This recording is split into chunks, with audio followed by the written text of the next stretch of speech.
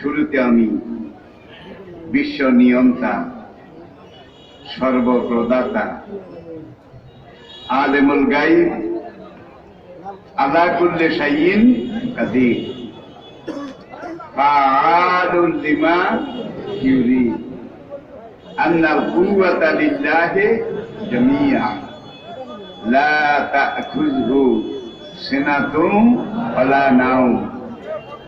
শুকরগুজারি করছি আমাদের সেই মহান রবের, যিনি অব্যয়, অক্ষয়, চিরঞ্জীব, কালজয়ী, নিরঙ্কুশ ক্ষমতার একমাত্র মালিক। আমাদের জীবন, আমাদের মরণ, আমাদের জীবনের সবকিছু যে মহান রব্বুল আলামিনের কবজায়ে কুদরতের মধ্যে সমর্পিত এবং নিবেদিত, সেই রবের আবারও শুকরগুজারি করছি হাজারো লাখ ও অনন্ত অযুত কোটিবার। আপনারাও সবাই একবার কি সেই মহান রব্বুল আলামিনের শুকরিয়া আদায় করতে রাজি আছেন?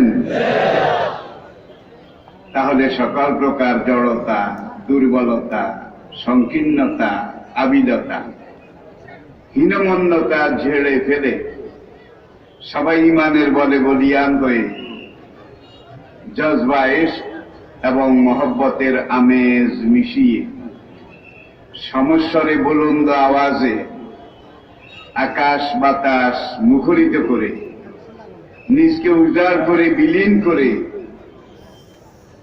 বীর বিক্রমে, সিংহ গর্জনে, বজ্র নিনাদ কণ্ঠে, বজ্র বিদ্যুতের মতো ফেটে পড়ে উল্লাসের সাথে আওয়াজ তুলে একবার পড়ুন আলহামদুলিল্লাহ। আল্লাহ পাকের শুকর আদায় করা দরকার।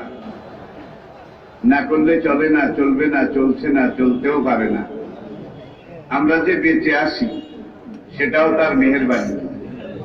আমরা যে এখানে আসতে পেরেছি সেটাও তার মেহেরবানি। ঠিক কিনা বলেন?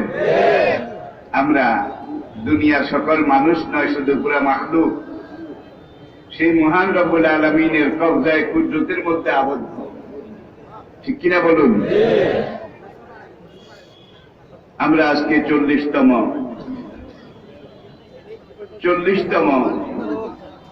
যেই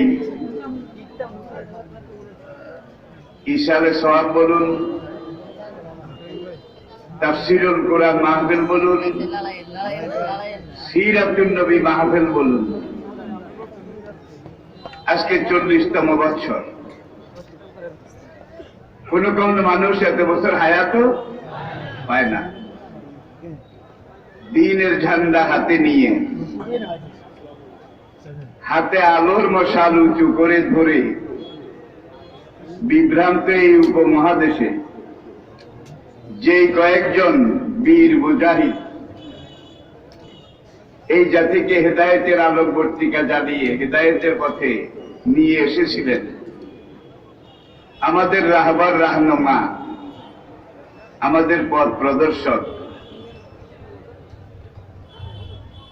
আল্লামা গাজী ইমামউদ্দিন, সবাই বলুন রাহিমাহুল্লাহ আলাইহি।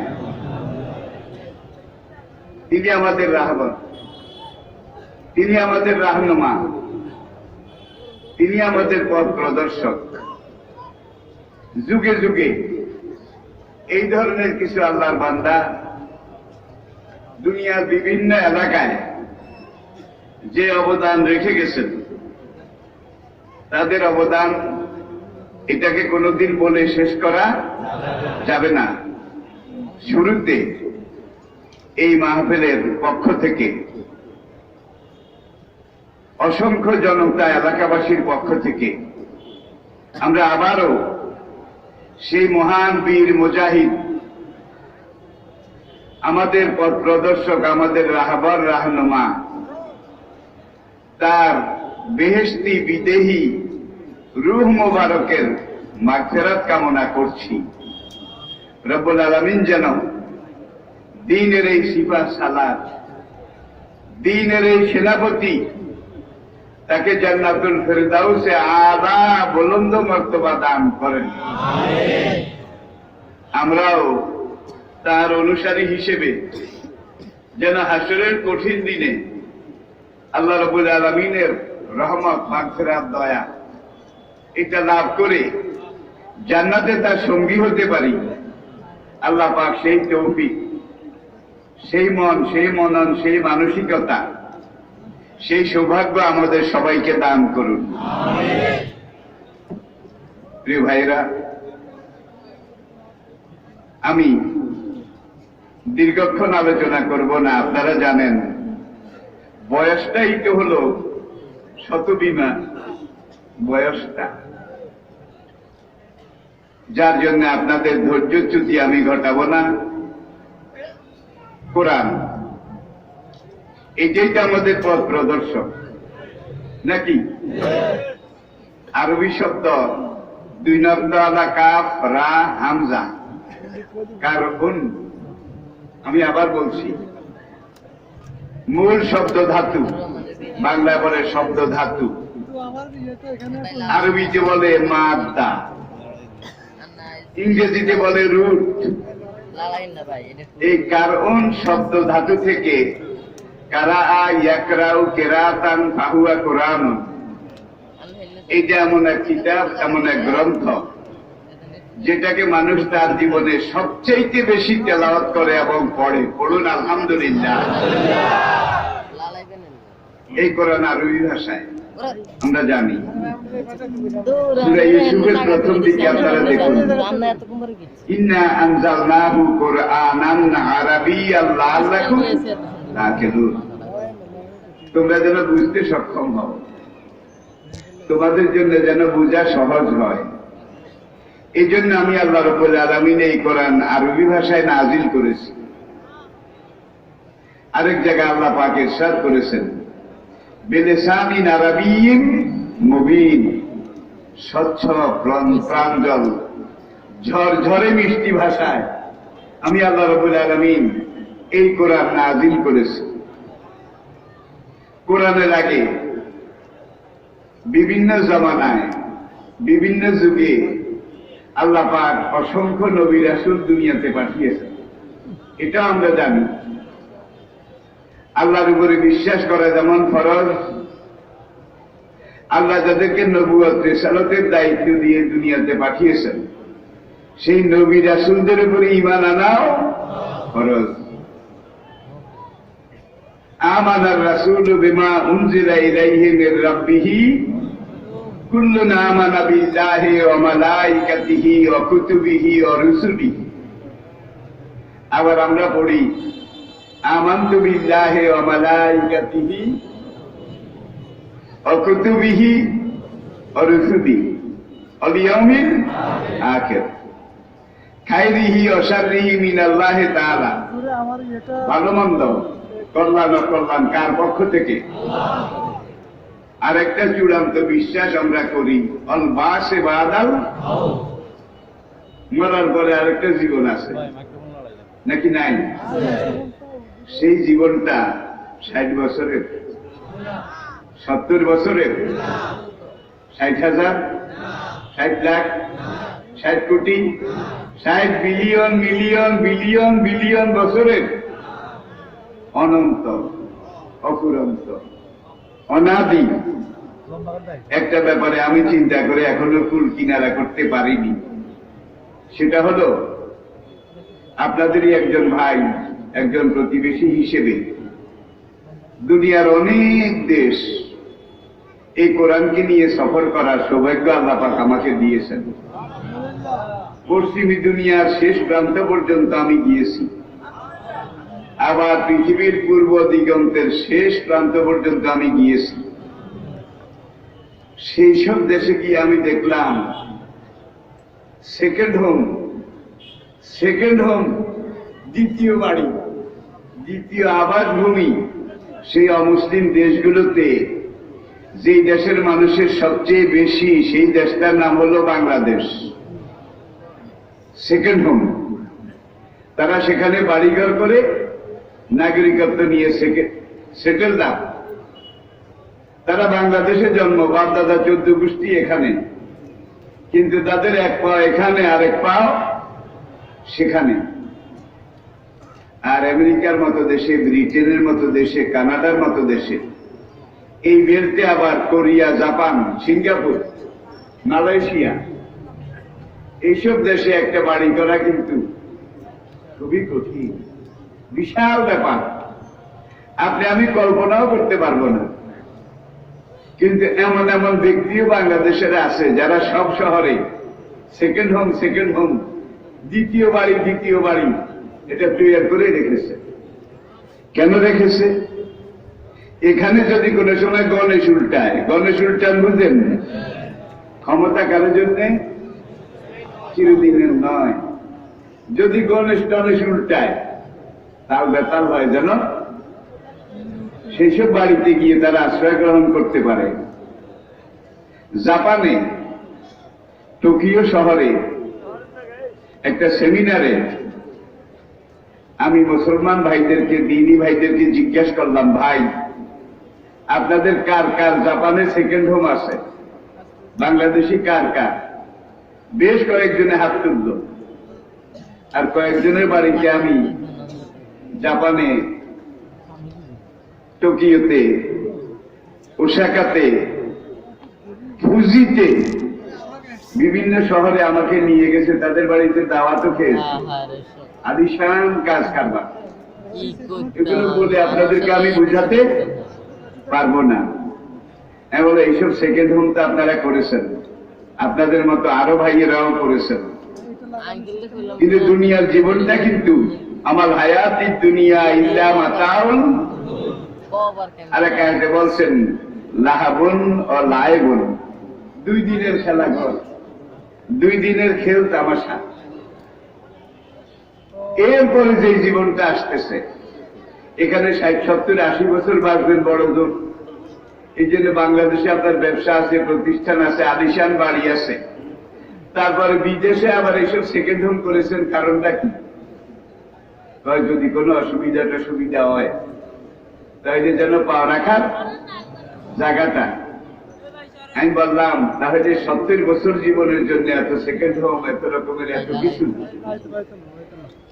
মরে যাওয়ার পরে যে আরেকটা জীবন আছে অনন্তকালের, অপরিসীম কালের, সেই জীবনের জন্য সেকেন্ড হোম আপনারা কয়জনে বানিয়েছেন?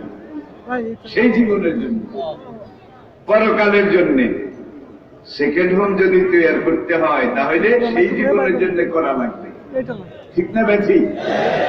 আপনারা কি রাজি আছেন? সেখানে কোনো পয়সা লাগবে না, সেখানে আপনার কোনো এনার্জি, অতিরিক্ত কোনো কিছুই করা লাগবে না। শুধু আল্লাহ হুকুমের ইতাআত, আল্লাহ রাসূলের আনুগত্য। আল্লাহর হুকুম মানবেন, আল্লাহ রাসূলের ইতাআত করবেন। আর আল্লাহর হুকুম কিভাবে আমরা মানবো, রাসূলের ইতাআত আনুগত্য কিভাবে করব, এটা শিখাবার জন্য আল্লাহ রাব্বুল আলামিন আমাদের জন্য মহাগ্রন্থ আল কোরআন নাযিল করেছেন। কোরআনের মূল কথা 3টা, তাওহীদ, রিসালাত, আখিরাত, আর কিছু নাই। এই 3টাকে বুঝাবার জন্য 30 পারা কোরআন। দেখেন সব নবী রাসূল দুনিয়াতে এসে যে দাওয়াত দিয়েছেন, ইয়া কাওমি ইবুদুল্লাহ, হে আমার কাওম, আমার দেশবাসী, এলাকাবাসী, তোমরা একমাত্র আল্লাহর ইবাদত করো, আল্লাহর গোলামি করো। মা লাকুম মিন ইলাহিন গায়রু, আল্লাহ ছাড়া তোমাদের কোন ইলাহ, কোন মাবুদ, কোন খালেক, কোন মালিক, কোন সৃষ্টিকর্তা, কোন পালনকর্তা, কোন জীবনদাতা, কোন মৃত্যুদাতা, কোন রিজিক দাতা, কোন কল্যাণ দাতা, অকল্যাণ দাতা আল্লাহ ছাড়া কি কেউ আছে? সবকিছুর নিরঙ্কুশ মালিক একমাত্র আল্লাহ। ইনিল হুকম ইল্লা লিল্লাহ, তার কুদরতের কবজায় মানুষের সবকিছু আবদ্ধ, নিবেদিত। ভাইয়েরা, তাহলে সেকেন্ড হোম বানাবেন, কঠিন কিছু না। 5 ওয়াক্ত নামাজ ঠিক মতো পড়বেন, ইমানটাকে পারফেক্ট করবেন, খাঁটি করবেন। কিভাবে খাঁটি করবেন? যাকাতু মাল ঈমান, ইমানকে খাঁটি করতে ওই ব্যক্তি পেরেছে। মান রাদিয়া বিল্লাহি রাব্বান ওয়া বিল ইসলামি দীনান ওয়া বি মুহাম্মাদিন সাল্লাল্লাহু আলাইহি ওয়াসাল্লাম রাসূলাহু নাবিয়্যা, তিনটা জিনিস। আল্লাহকে রব হিসাবে মানলে, ইসলামকে দিন হিসাবে মানলে, নবীকে রাসূল হিসাবে মানলে, আপনার পরকালের বাড়ি অটোমেটিক তৈরি হয়ে যাবে, অটোমেটিক তৈরি হয়ে যাবে। হাদিসে হাসরের কঠিন দিনে যে মুসলমানটার কোনো ডিভিশন থাকবে না, ডিভিশন থাকবে না, গ্রেস টেরেস খাইয়া কোন রকম টায় কোন রকম পাশ করেছে, নবীজি বলেন আমি তাকে দেখলে চিনি, সর্বশেষ বেহেশতি, তারপরে আর কোন বেহেশতি থাকবে না। তাকে আল্লাহ পাক যেই গরিবের যারা বাসা ছিলেন তো সবচেয়ে ছোট বেহেশতি, তাকে যে জান্নাতটা দান করবেন, জান্নাতুন আরদুহা, সেই জান্নাতের এক প্রান্ত হবে সপ্তাবক আসমানের উপরে, আরেক প্রান্ত হবে সপ্তাবক জমিনের নিচে। সেই গরিবের সর্বশেষ বেহেশতি যে বালাখানাটা হবে এমন জমরুদ ইয়াকুত পাথরের তৈরি, যার একটা পাথরের দাম, একখানা ইটের দাম দুনিয়াকে লক্ষ কোটি বার বিক্রি করলেও হবে না। থার্ড ক্লাস বেহেশতি, একবারে আমল খুব প্রচুর পর্যাপ্ত নাই, কিন্তু আল্লাহর নির্ধারিত হুকুমগুলো তাওহীদ, রিসালাত, আখিরাত এগুলো মেনেছে। আল্লাহ পাক তাকে যে জান্নাতটা দেবেন, লা আইনুন রাআত ওয়ালা উযুনুন সামিআত ওয়ালা খাতার আলা কালবিন বাশার, চোখ যেটা কোনোদিন দেখেনি, ওয়ালা উযুনুন সামিআত, কোন কান যেটা কোনোদিন শোনেনি, ওয়ালা খাতার আলা কালবিন বাশার, কোন মানুষের অন্তরাত্মা এটাকে অনুধাবন করা, আন্দাজ করা, অনুমান করাও সম্ভব নয়, অভাবিত পূর্ব, অকল্পনীয়।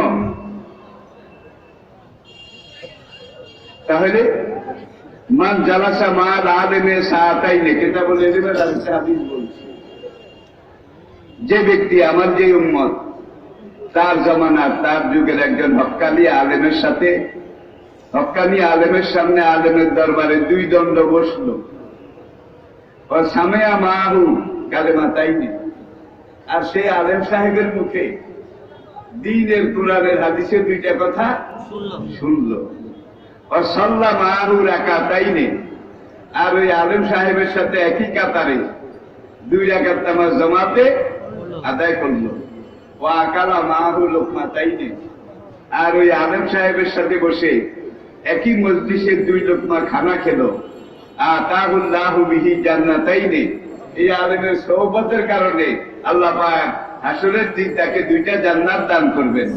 মিসলুহা কামিসলি হাযিহি দুনিয়াতাইন, যার এক একটা জান্নাত এই দুনিয়া 2টা দুনিয়ার সমান। সুবহানাল্লাহ। একটা আয়াত, লা ইয়ারাউনা ফিহা শামসাও ওয়ালা জামহারিরা, উলামায়ে কেরাম রয়েছে সেখানে, এমন চিরন্তন আলোর পত্রিকা প্রজ্বলিত থাকবে জান্নাতে, এবং ডিভিশন পাবে না, একবারে সর্বশেষ বেহেশতি। তার বালাখানার সামনে 70,000 ছায়াদার বৃক্ষ হবে, 70,000 ছায়াদার বৃক্ষ। সাহাবায়ে কেরাম আরজ করলেন, ইয়া রাসূলুল্লাহ কেমন? রাসূল বললেন, গাছটা যত বড় ছায়াটাও ঠিক ততটুকু। সূর্য ওই দিকে থাকলে ছায়া বড় হয় নাকি? এই দিকে থাকলে ছায়া ছোট হয়, কম হয়। কিন্তু জান্নাতে ওই থার্ড ক্লাস বেহেশতির বাড়ির সামনে, বালাখানার সামনে 70,000 ছায়াদার বৃক্ষ হবে, তার মাঝে মাঝে আবার 70,000 ফলদার বৃক্ষ হবে, তার আশেপাশে ডাইনে বামে আবার লক্ষ কোটি ফুল, লক্ষ কোটি ফুল মেয় মেয় গন্ধে যেটা ভরপুর থাকবে, মৌমাছি গুনগুন করবে, হ্যাঁ মধুপান করবে, কুকিল কুহুতান ধরবে।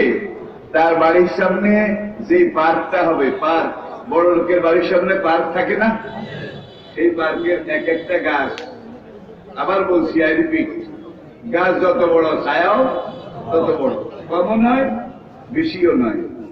এক সাহাবী আরজ করলেন, ফিলা ইয়া রাসূলুল্লাহ, হুজুর একটা গাছের হিসাব অন্তত দেন না। নবী বলেন, ইয়াকুলাকা ফারাসান আরাবিয়ান, দুনিয়ার মধ্যে আরবি ঘোড়া সবচাইতে শক্তিশালী, আরবি ঘোড়ার মধ্যে যেটা সবচাইতে দ্রুততম, সেই ঘোড়াটা যদি তুমি বেছে নাও, এমন একটা শক্তিশালী ট্রেন্ড আপ দক্ষ সুশিক্ষিত আরবি ঘোড়া, এইটা নিয়ে তুমি ওই একটা গাছের এক মাথা থেকে আরেক মাথা ওই ঘোড়াটাকে দ্রুত বেগে যতটুকু শক্তি আসে ছুটিয়ে দাও, একটা গাছের ছায়া পার হতে ৭০,০০০ বছর লাগবে। শোনা বলে বুদ্ধি কই না কি? এই দুনিয়াতে সেকেন্ড হোম, থার্ড হোম, এই home, last home, first home, এগুলো বাদ দেন। আসল বাড়ির খোঁজ নেওয়া দরকার আছে নাকি নাই? এরকম গাছ আছে ৭২,০০০, ৭২,০০০। গরিবের যারা বাসার সামনে, আর যারা ডিভিশন পাবে, আর যারা এর চাইতে ভালো মার্ক পাবে, যারা এই প্লাস পাবে, গোল্ডেন এ প্লাস পাবে, তাদের বাড়ির শান শওকত কিরকম হবে? সেই বাড়ি, সেই সেকেন্ড হোম আপনার আমার জন্য, মুমিনের জন্য অপেক্ষা করতেছে, ঠিক কিনা বলেন? হুজুর যখন ইরশাদ করলেন একটা গাছের ছায়া পার হইতে এত ১০০০ বছর লাগবে, ইবনে মাসউদ রাদিয়াল্লাহু তাআলা আনহু হুযাইল বংশের একজন গোলাম, ইসলাম কবুল করেছিলেন। কত মার খেয়েছেন, শুধু ইবনে মাসউদ নয়, বেলাল মার খেয়েছেন, সোহাইব মার খেয়েছেন, সাহবান মার খেয়েছেন, সমস্ত সাহাবায়ে কেরাম। মদিনায় যাওয়ার পরে দেখা গেছে মক্কা ১৩ বছরের নির্যাতনে সাহাবাদের অনেকের শরীরে চামড়া নাই, অনেকের শরীরের অনেক জায়গায় গোশত ছিল না, জ্বলন্ত আগুনে পুড়ে পুড়ে, আগুনের কয়লার উপরে শোয়ায় মন ওজনের পাথর চাপা দিয়ে রাখতে রাখতে ওই আগুনের স্ফুলিঙ্গ কয়লা চামড়া পুড়ে গোশতের ভিতরে ঢুকে গেছে, গোষ্ঠীগুলা পুড়ে হাত দিতে গিয়ে লেগেছে। বেলালের শরীরে এরকম বড় বড় অনেক গর্ত ছিল যেগুলো দিয়ে হাত দিয়ে দেখা যেত। সোহাইব রুমি রাদিয়াল্লাহু তাআলা আনহু, তার শরীরে এরকম অসংখ্য গর্ত ছিল। আবার কোন কোন সাহাবার শরীরে এত বড় বড় গর্ত ছিল, ওই মক্কার নির্যাতনের গর্ত। নাতি নাতি এই গর্তের মধ্যে আঙ্গুল দিয়ে খেলা করত, আঙ্গুল দিয়ে খেলা করত, এই ইসলামের জন্য, দ্বীনের জন্য, ঠিক কিনা বলেন? মক্কাতে কোরআন নাজিল হচ্ছিল। ইন্না মিনাল বায়ানে লা সিহরা, যেই কথা যত স্মার্ট হয়, যত সত্য হয়, খাঁটি হয়, সেই কথার মধ্যে জাদুর আসর হয়, ঠিক কিনা বলেন? কোরআনের কথা ১ মিনিটের জন্য থাক। আল্লাহ পাকের আরেকজন উলুল আজম পয়গম্বর সাইয়েদনা মূসা আলাইহিস সালাতু ওয়াস সালাম, আমরা জানি মূসা আলাইহিস সালামের উপর আল্লাহ যে আসমানি কিতাব নাজিল করেছিলেন, এটার নাম তাওরাত। কি নাম? ভাষা ছিল হিব্রু, ইব্রানি।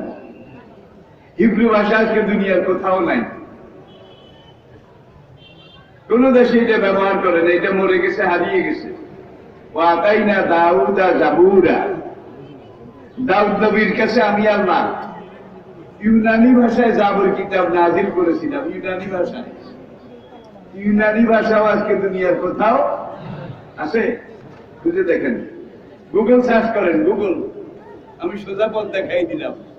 দুনিয়াতে বর্তমানে কোন কোন ভাষা কোন দেশে চালু আছে গুগলে দেখে নেন, ইউনানি ভাষা কোথাও নেই। ইনজিল ঈসা আলাইহিস সালামের কাছে সুরিয়ানি ভাষা নাজিল হয়েছিল, সুরিয়ানি ভাষাও আজকে দুনিয়ার কোথাও নেই। সবগুলা ডেড ল্যাঙ্গুয়েজ, মৃত ভাষা, হারিয়ে যাওয়া ভাষা, ঠিক কিনা বলেন? ভাষাগুলোই যেখানে নেই, সেখানে কিতাবগুলো আপনি কোথায় পাবেন? বাড়াইলেও ধরতে পারবেন না, কমাইলেও বুঝতে পারবেন না, ঠিক কিনা বলেন? ভাষাগুলো যখন এইভাবে বিলীন হয়ে গেছে, কোরআন বলছে ইউহাররিফুনাহু, হাররাফা ইউহাররিফু তাহরিফান মুহাররাফান। ব্রাহ্মণ পণ্ডিতেরা, গির্জার পাদ্রীরা তাদের মালপানি কামাবার জন্য কিছু কথা ঢুকাই দিয়েছে, সংযোজন করেছে, আবার তাওরাত জবুর ইনজিলের কিছু কথা বাইর করে ফেলেছে। যোগও করেছে বিয়োগ, এইভাবে যোগ বিয়োগ সংযোজন বিয়োজন প্লাস মাইনাস করতে করতে আজকে তাওরাত জবুর ইনজিল নামে যেগুলো আছে এগুলো তাওরাত জবুরের ধ্বংসাবশেষ, ভগ্নাবশেষ। আসল বলতে কিছু নাই, অনেক ইতিহাস। কোরআন কেন আরবিতে? আদম যখন গন্ধম খেলেন আলাইহিস সালাম, ইবলিস যখন প্রতারিত করল, আদম কান্দে, রব্বুল আলামিন আমি তোমার তত্ত্বাবধানে সরাসরি বেহেশতে ছিলাম, তুমি আমার দেখাশোনা করো। এই যে কয়েকদিন আগে বউর সাথে তুমি আমার বিয়ে পড়াইছ, কি আমার সাথে বিয়ে কে পড়াইছে? কে? আল্লাহ। মোহরানা অখালাকা মিনহা যাওজাহা অবাসা মিনহুমা রিজালান কাসীরান ওয়া নিসাআ। আরেক আয়াতে বলছেন অখালাকা মিনহা যাওজাহা লিতাসকুনু ইলাইহা। আল্লাহু আকবার। কোরআনের বচন ভঙ্গি দেখেন, কথন ভঙ্গি দেখেন। আদমকে এত বিশাল জান্নাত আল্লাহ দিলেন, সেখানে নিয়ামতের কোনো অভাব ছিল? প্রাচুর্যের কোনো কমতি ছিল? সেখানে আদম স্বর্ণের রাস্তা দিয়ে হাঁটে, দুধের ঝর্ণা, মধুর ঝর্ণা, ফোয়ারা, জান্নাতিন তাজরি মিন তাহতিহাল, অসংখ্য ঝর্ণা ধারার পাশ দিয়ে হাঁটে, কিন্তু বেচারার মুখ মলিন, বেচা। এখানে গালে হাত দিয়ে বসে থাকে, এখানে গাছে হেলাত দিয়ে আরেকদিকে তাকিয়ে থাকে। এইভাবে তার যেটাকে বলে বোরিং বোরিং আশ্বস্তি ফিল করা, মানসিক প্রশান্তি। আল্লাহ আদমের কলবের দিকে কুদরতি নজর দিলেন। লোকটাতে এত বেহেশত, এত নিয়ামত, এত পরিপূর্ণতা দিলাম, কিন্তু লোকটা বেচা, নাখোশ। কারণটা কি? কলবের দিকে নজর করে আল্লাহ দেখলেন যে এর 14 গুণ, 14,000 গুণ বেহেশত দিলেও লোকটার মন ভালো হবে না, মন মরা অবস্থায় থাকবে যদি তার পাশে হাওয়াকে দেওয়া না হয়। আল্লাহু আকবার, আল্লাহু আকবার। দেখুন মানবের জন্য মানবী আল্লাহ রাব্বুল আলামিন মানুষের কলবের খবর, দিলের খবর বোধহয় জানেন না। হাওয়াকে বানাইছে কি মূর্তির মতো বানাইছে, তারপরে শুকাইছে, তারপরে রঙাইছে, নাকি কোন কোন হয়ে গেছে হাওয়া। অনিন্দ সুন্দরী রূপের পিরামিড, দুনিয়ার প্রথম মানবী, দুনিয়ার সব মানুষের আম্মা। আল্লাহর কোন ভাই এখন যিনি যখন তৈরি হলেন মানবের জন্য মানবী, আল্লাহ হাওয়াকে বললেন, হাওয়া তুমি এই স্বর্ণের রাস্তা দিয়ে হেঁটে এই ঝর্ণার পাড় দিয়ে আস্তে আস্তে হাঁটি হাঁটি পা পা করে একটু সামনের দিকে যাও। ভাই এমন রাস্তায় পাঠাইছে যে রাস্তায় সামনে গেলে মিয়া সাহেবের সামনে পড়বে। মিয়া সাহেবের চিনছেন তো?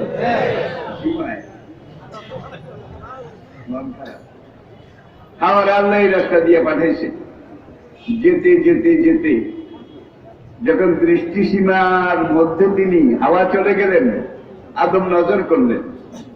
প্রথম নজরেই আদমের শরীরের প্রত্যেকটা রক্তকণিকা, শরীরের প্রত্যেকটা অঙ্গ প্রত্যঙ্গ এমন ভাবে প্রভাবিত হলো, আরে এ তো ভারী সুন্দরী, এ তো ভারী আকর্ষণীয়। এমন একজন খেলার সাথী যদি বেহেশতে পাই তাহলে বেহেশতটা জমবে ভালো, ঠিক কিনা? আদমের এই মন মরা ভাব এটা দূর করার জন্য হাওয়াকে সৃষ্টি করে পাঠাইছে। এখন বসা থেকে উঠছে, উঠে হাওয়ার দিকে যায়।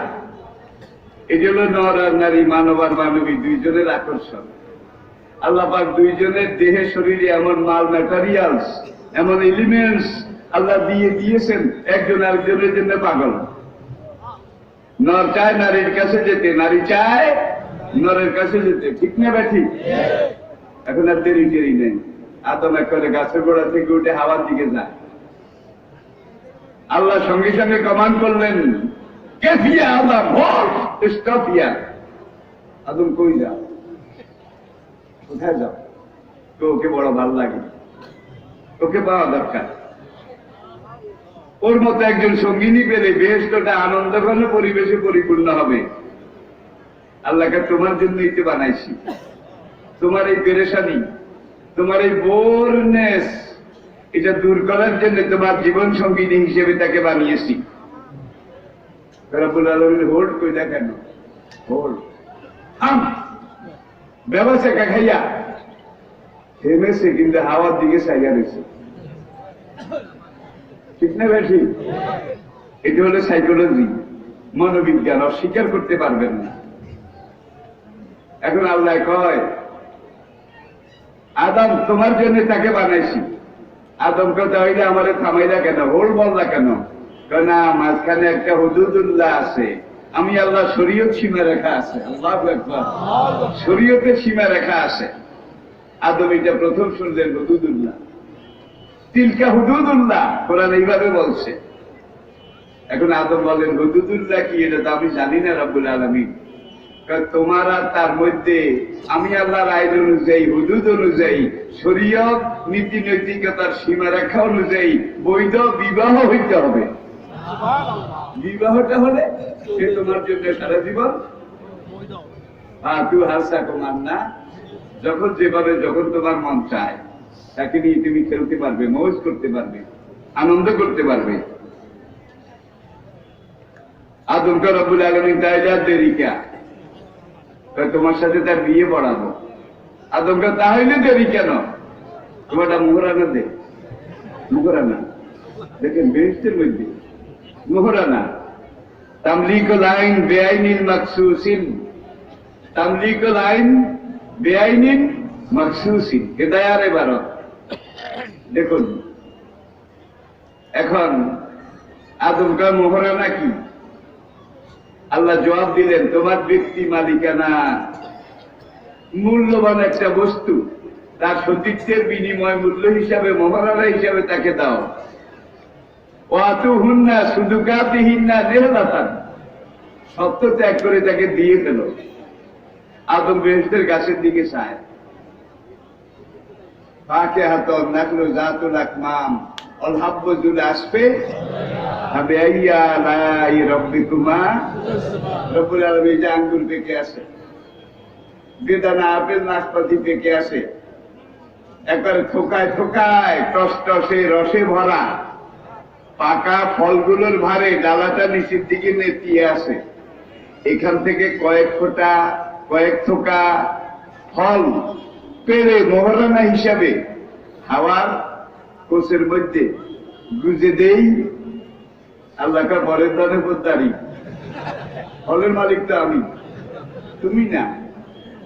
ওকে বিয়ে করতে হলে তোমার নিজের মালিকানার জিনিস দেওয়া লাগবে। একটা হুসট খেলেন, কতক্ষণ পরে বলে রব্বুল আলামিন, এই যে জান্নাতে থরে ভিতরে ফুল ফুটে আসে, ভ্রমর গুনগুন করে, ফুলের মেয় মেয় গন্ধে আমার প্রাণ উত্তালা হয়ে যায়, কুকিল কুহু কুহু গান ধরে, টান ধরে, এখান থেকে একেবারে নরম সুগন্ধিযুক্ত এক গাদা ফুল আমি নিজের হাতে তুলে এটাকে মালা বানিয়ে মোহরানা হিসেবে হাওয়ার চুলের খোপায় গুজে দেই। আল্লাহকে ফুলো তো আমার, এটা দিয়ে তোমার বিয়ে চলবে না। কি দিবা, নিজের মালিকানা থেকে দাও। আদম এইবার শেষ ধাক্কা খেলেন, রব্বুল আলামিন না দেখাইটা ভালো আসিল, দেখেই তো আমি বিপদে পড়ে গেলাম। দেখা যায় মোহরানাও দিতে পারবো না, হাওয়াকেও বিয়ে করতে পারবো না, কারণ এখানে সবকিছুর মালিক তুমি, আমি আর হাওয়াও তো তোমার। আমাদের দুইজনের মালিকানাও তো রুবুবিয়ত, হাকিমিয়ত তোমার হাতে। তাইলে পাওয়া তো কোনো কায়দা দেখি না। আল্লাহ বললেন পাবে, পাবে। যাকে কেন্দ্র করে, যাকে উসিলা করে আমি এই দুনিয়ার বিশ্বজগৎ সৃষ্টি করেছি, এই খেলাফতের মহাপরিকল্পনা গ্রহণ করেছি। ইন্নী জাইলুন ফিল আরদে খলিফা, আল্লাহর জমিনে আল্লাহর আইন কায়েমের ব্লুপ্রিন্ট আমি আল্লাহ কায়েম করেছি। সেই আমার শ্রেষ্ঠ সৃষ্টি, পূর্ণাঙ্গ সৃষ্টি নবী মুহাম্মদ রাসূল সাল্লাল্লাহু আলাইহি ওয়াসাল্লামের রূহের উপরে তুমি 10 বার দুরূদ শরীফ পাঠ করো। এটাকে মোহরানা হিসাবে, এই দুরূদকে মোহরানা হিসাবে উসুল দিয়ে কাউন্ট করে আমার সাথে তোমার দিয়ে পড়াই দিল। সুবহানাল্লাহ। ফর রেফারেন্স উলামায়ে কেরামের জন্য শাহ ওলিউল্লাহ মুহাদ্দিস নবী রহমাতুল্লাহ আলাইহি রচিত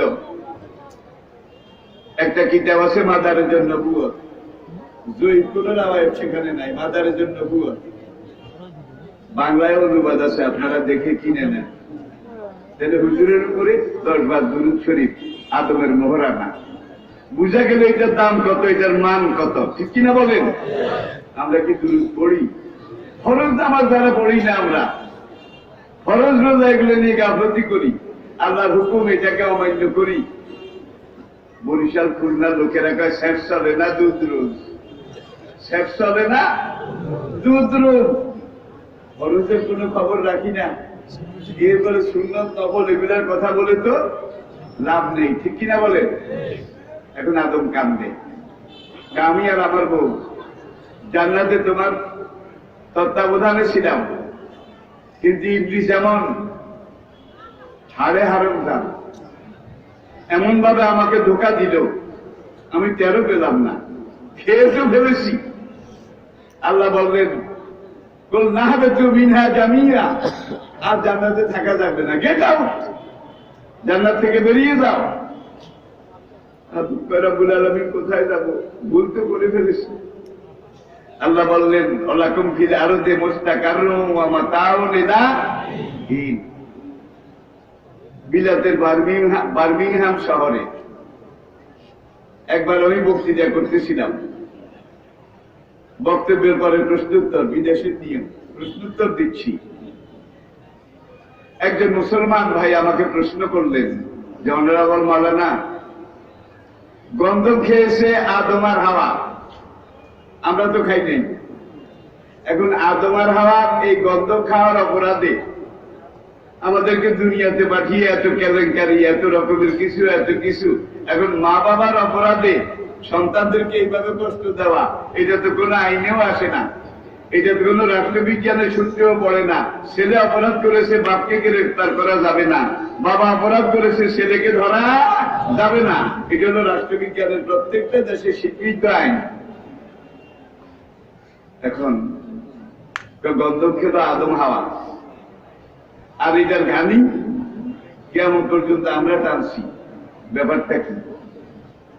আদম হাওয়া যদি গন্ধম না খেতেন তাহলে বোধহয় দুনিয়াতে আসা লাগতো না।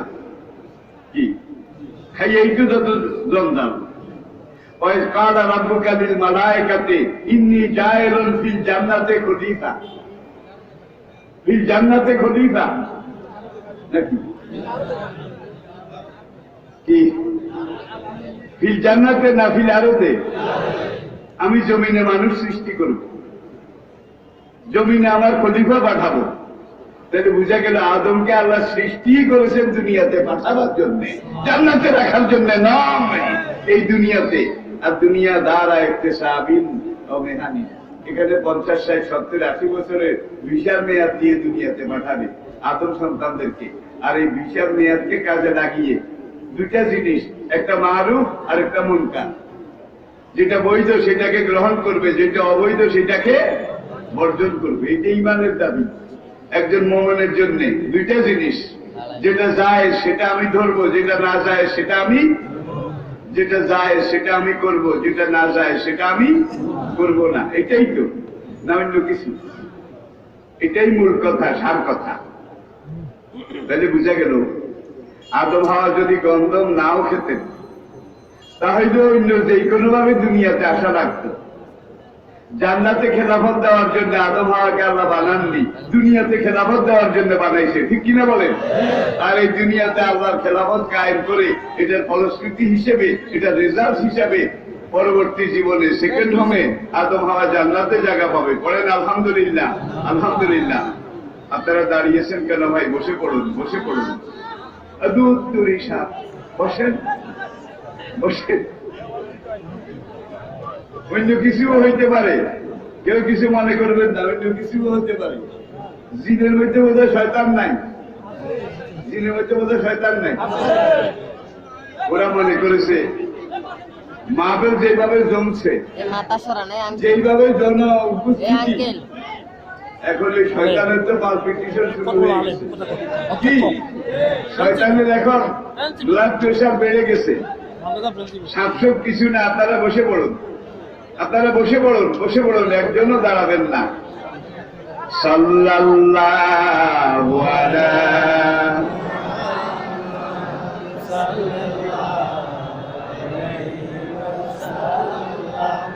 সাল্লাল্লাহু